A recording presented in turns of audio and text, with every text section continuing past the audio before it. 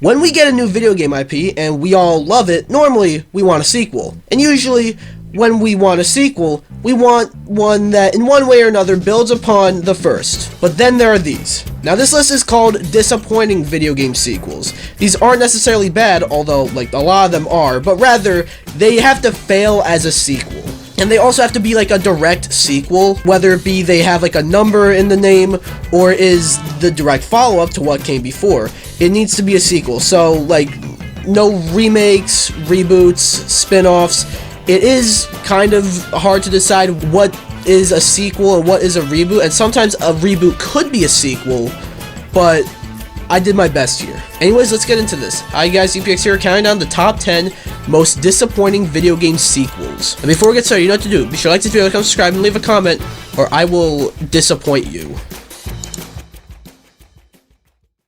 I wanted to give to you, in the last part of your notes here, the significance spiritually of the number 10 in the Bible. I love Super Meat Boy, an iconic indie game when indie games first started to boom. And for a while, many people, myself included, really wanted a sequel. The thing is though, there is a sequel, Super Meat Boy Forever. And it's no wonder why nobody talks about it. Super Meat Boy Forever isn't necessarily a bad game.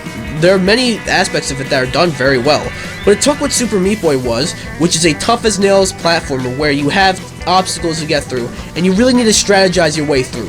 When you die, you don't feel like it's bullshit, you feel like it's your fault, you feel like it's something you should have done better, so you use that to strategize and beat the level. Super Meat Boy Forever takes a similar formula as the first game, but makes it an auto runner, which inherently making it an auto runner isn't a bad idea, but it doesn't mesh well with how strategic and precise you have to be. The first Super Meat Boy was a tough but doable game, but Forever felt tough for the sake of being tough. I feel like because of Forever, nobody talks about Super Meat Boy, which is a shame, because the original is truly one of the best indie games out there.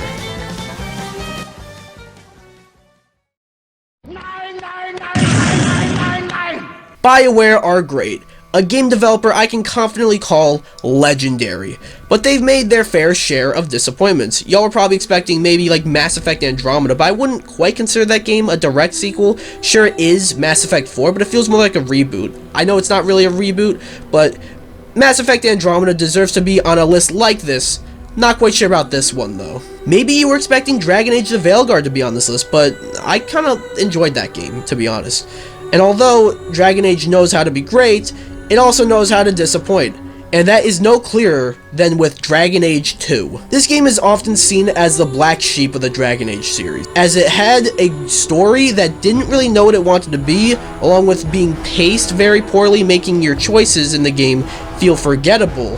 Not to mention, some of the branching paths and romance options kinda suck, some characters are poorly written, and the world feels very samey, you know, it doesn't do much different from the first game. Was Dragon Age 2 a precursor to BioWare's later struggles? Maybe, but after playing Veilguard, I think the future for BioWare is starting to look bright again.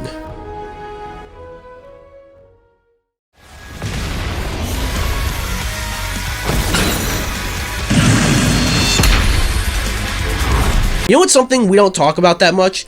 The fact that indie games are actually like kind of some big system sellers for the Nintendo Switch. And one of the very first indie darlings on the console that got critical acclaim is a game called Golf Story. It's an RPG, but you play golf. It sounds stupid when I say it like that, but it was actually really well done. And then soon after that, they announced a sequel, Sports Story, which was gonna be just like Golf Story except for multiple sports in addition to golf. And after being stuck in development for quite a while, and they just went dark on it for a while, Sports Story released, and good lord, what happened? First off, you probably didn't even know Sports Story ever released, and that's because it released in the last week or so of 2022. Nobody is looking for new game releases at that time of the year. But regardless, the idea of taking Golf Story and making an RPG around multiple sports sounds awesome, but in execution, each sport feels very lackluster because there are so many. In addition to golf, Sports Story now includes baseball, volleyball, soccer, tennis, fishing, BMX, cricket, and RC cars, and none of them are fleshed out, none of them are fun, and all make Sports Story a disappointing follow-up to an indie darling. Very close, but that's not it. Let's go to Gary the Retard. What number between 2 and 4? 7. 2017 is considered one of the greatest years for video games, as there are so many bangers, just so many. But one game that was kind of a sleeper hit that year is Hellblade: Senua's Sacrifice, a third-person narrative action game developed by Ninja Theory that really went over well. And some award wins, Microsoft acquisition, and new console announcement later, Hellblade got a sequel announced, Senua's Saga: Hellblade 2. It seemed bigger and more technically impressive. However, leading up to release, Microsoft was barely showing the game, and we all wondered why. And after playing it, I see why. Not that Senua's Saga: Hellblade 2 was particularly bad, but it's not really much of anything. Technically and visually, this game is out of this world, and one of, if not the best looking game on the market today. I mean that. But gameplay wise, it's got very dull combat and boring puzzles that feel like they are padding out the runtime of an already short game. And the story and sound design and visuals are done very well, but you can see that that's where the budget went and not so much the gameplay. Despite being a long-awaited sequel to a beloved game, Senua's Saga: Hellblade 2 is nothing more than a tech demo for a console that has been out for 4 years. Okay, Mrs. Puff, what's my final score? 6. Woo! Mario. There are so many sub-series and subsequent sequels that could have been on this list, especially those from like the late Wii to Wii U era where Mario started to become mid, if you know what I mean.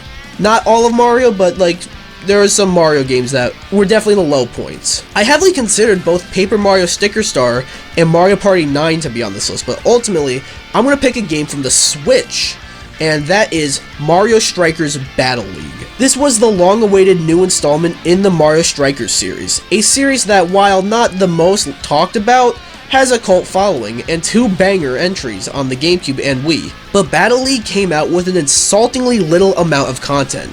You see everything the game has to offer in 1 hour, and that's being generous. Not to mention, the AI at launch was bullshit, which I've heard it's been patched, but still left a bad taste at launch, and there are other gimmicks and new features like the gear system and fields, but they ultimately don't matter because they don't change the gameplay at all. Plus, the game is also very soulless, and you have one of the most pathetic first-party releases for the Nintendo Switch.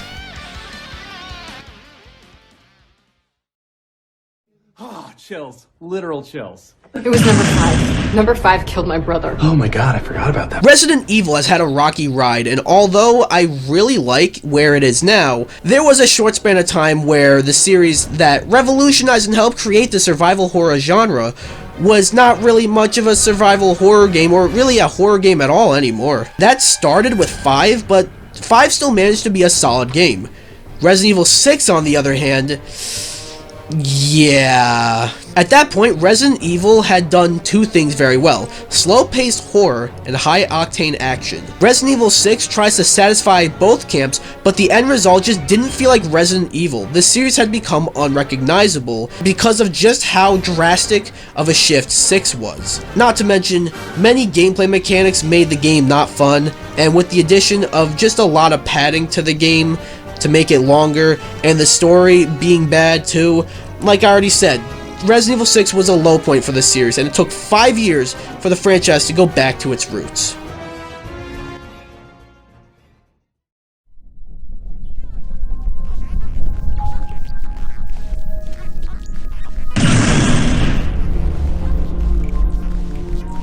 You thought Resident Evil 6 went too far? At the very least, Resident Evil established action elements and did them well beforehand. Dead Space 3, however, oof.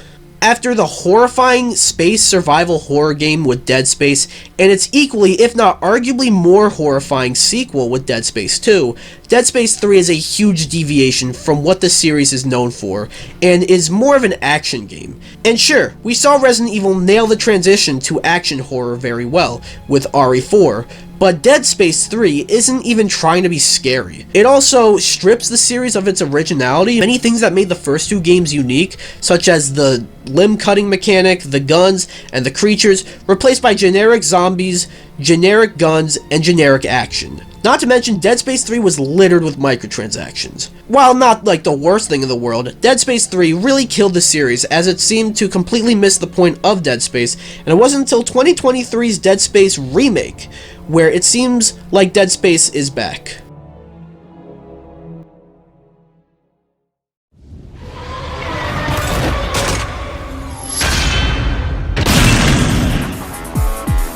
Just like I said about Mario earlier, Mega Man has such a long lineup of games and sub-series and subsequent sequels, and with so many, some gotta be disappointing. Let's look at Mega Man X, a badass sub-series, eventually kinda just went off the deep end. The cracks really started to show with Mega Man X6, but with Mega Man X7, that's when it went to shit. Mega Man X7 does a weird thing where it tries both 2D and 3D, and I don't just mean 2.5D.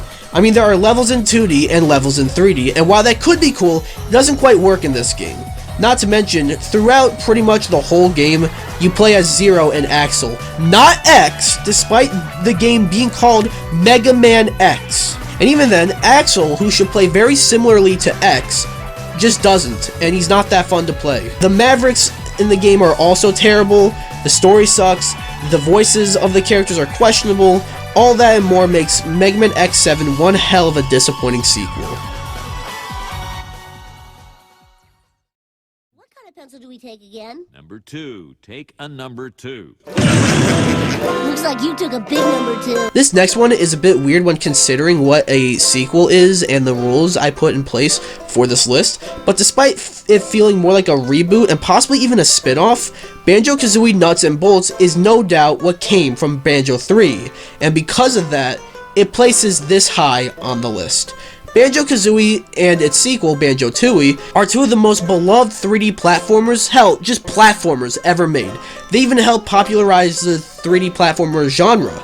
Nuts and Bolts was the long-awaited sequel to Banjo-Tooie, but instead of being a proper sequel, Nuts and Bolts was a game about building cars. In addition to that, all the characters had awful-looking redesigns, and the game breaks the fourth wall and makes fun of the original games in a way that just feels insulting. Sure, it's technically a reboot, but it's also a sequel, but regardless, it failed at both, as this pretty much killed Banjo-Kazooie, and in a way, kinda killed the legendary developer Rareware too, at least as we knew them.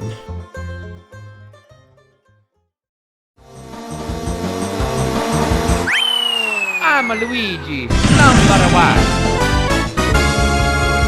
1. So all these games talked about today were very disappointing.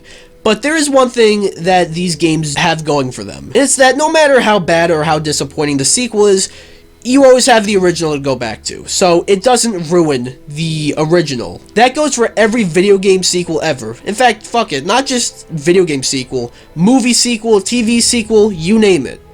All of them, except for Overwatch 2. Overwatch 1 was a massive hit for the time. We might be sick of hero shooters now, but when Overwatch 1 came out, with its wide selection of characters, each with their own story and abilities, it was truly unique, or at the very least, the best version of it. Overwatch 2 came out, and now it's more predatory with its microtransactions, and they canceled the PvE mode, which was the whole reason for Overwatch 2 to exist in the first place. Not to mention, requiring a fucking phone number in order to play the game is something to get the FBI involved, and all that already makes Overwatch 2 a failure of a sequel, and a follow-up to Overwatch 1. But what puts it at number 1, without question, is it actually ruins the original. As bad as Banjo-Kazooie Nuts and Bolts is, you could always go back and play the first two games. As bad as Mega Man X7 is, you could always go back and play a shitload of other Mega Man X games. But not only is Overwatch 2 bad, it took the first game with it, as it replaces the original, making it literally impossible to go back to play the first game. You want to play Overwatch? You have to play this inferior sequel. Otherwise, sucks to suck, I guess. And that is why Overwatch 2 is number 1 and is the most disappointing video game sequel. Hey guys, Editing DPX here. Like literally right after I recorded this, Blizzard announced Overwatch Classic, so soon, if not already, you are able to go back and play the first game, but it took them 2 years, so Yeah, it's still number 1. I know I left quite a few out. There's so many, and this list could be interpreted in many different ways. Like, what's a disappointing sequel? I interpret it very differently from probably you do. So, I want to hear what you guys think. But anyways, yeah, be sure to like, if you like, comment, subscribe, or I will disappoint you.